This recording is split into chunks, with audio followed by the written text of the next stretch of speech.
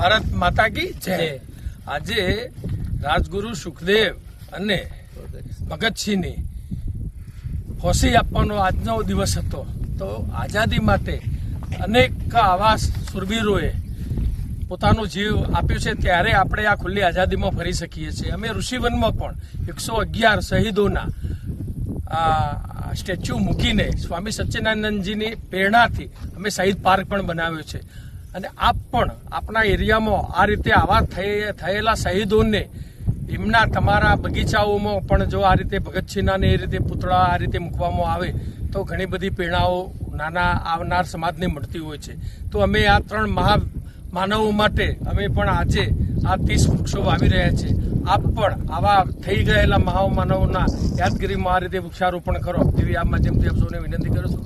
Thank you green global brigade.